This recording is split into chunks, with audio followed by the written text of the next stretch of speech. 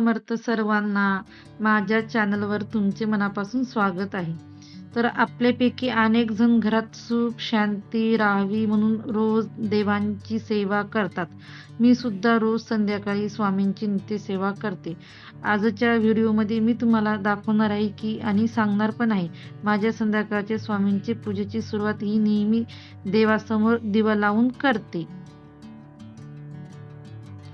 स्वामीराया, दिवा लावून झाल्यानंतर आता मी तुमच्या चरणी हा सुगंधी धूप अर्पण करत आहे. या धूपांचा सुगंध जसा आता संपूर्ण देवघरात आणि घरात पसरत आहे, तसेच माझ्या घरात वातावरण नेहमी आनंदी, पवित्र आणि उत्साह राहू दे.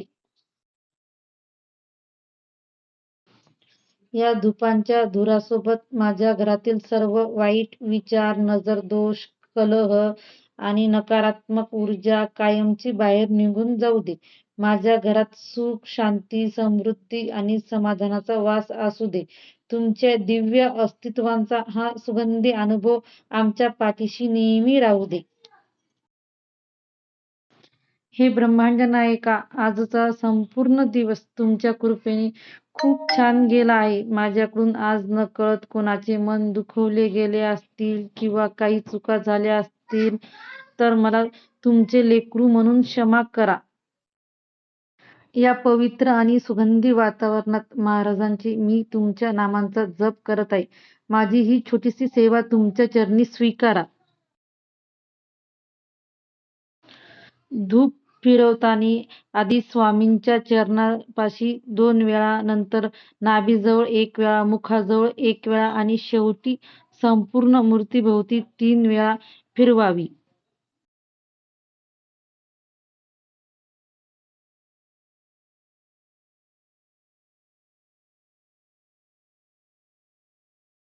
स्वामीराया, आता मी तुमच्या समोर स्थिर बसली आहे. दिवसभरात अनेक गोष्टी घडतात, अनेक विचारांची धावपळ मनामध्ये सुरू असते, पण तुमच्या समोर आल्यावर मिळणारी शांतता जगात कुठेच मिळत नाही.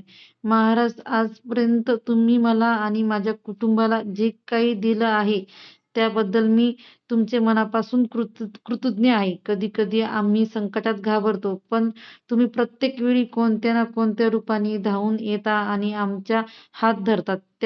याबद्दल धन्यवाद देवा.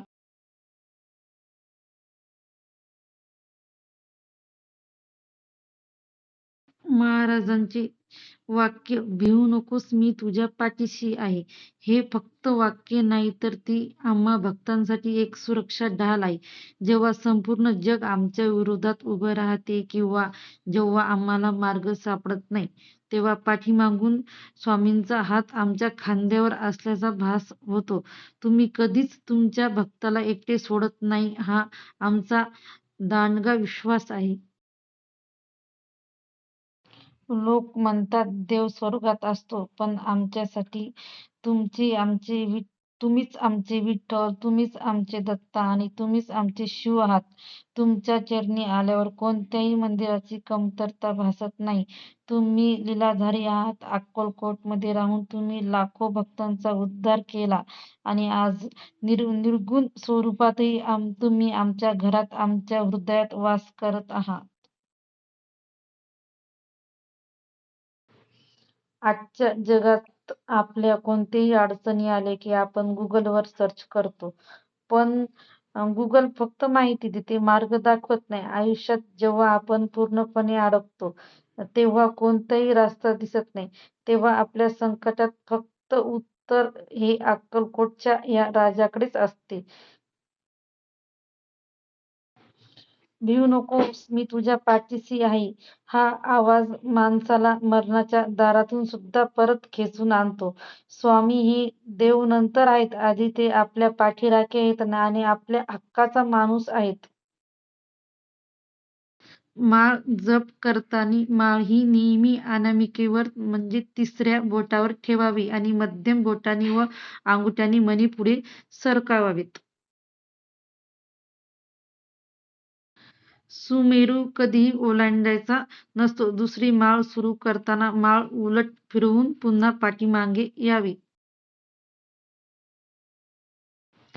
जपाचा प्रत्येक म्हणी पुढे सरकताना माझ्या मनातील चिंता आणि नकारात्मक विचार दूर होतात. मनात एक अनामिका शांतता निर्माण होते.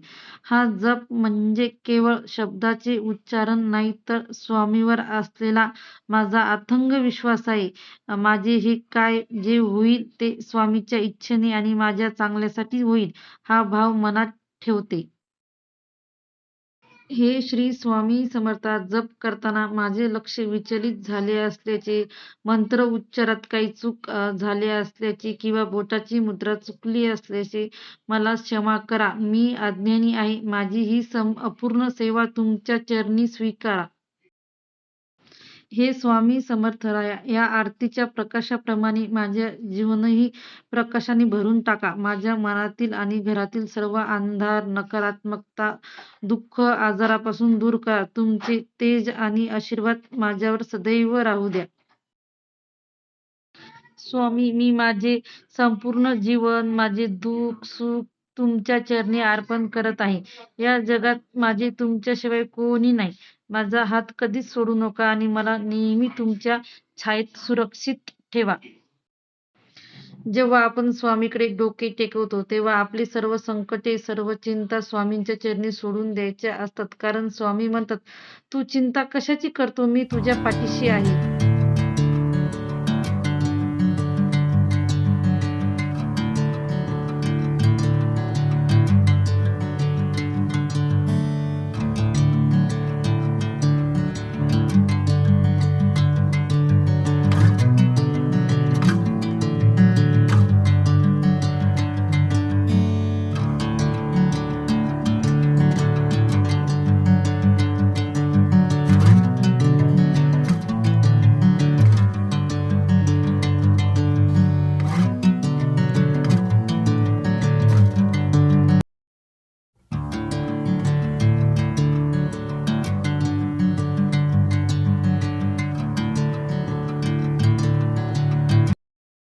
श्री स्वामी समर्थ सर्वांना. भेटूया नेक्स्ट व्हिडिओमध्ये.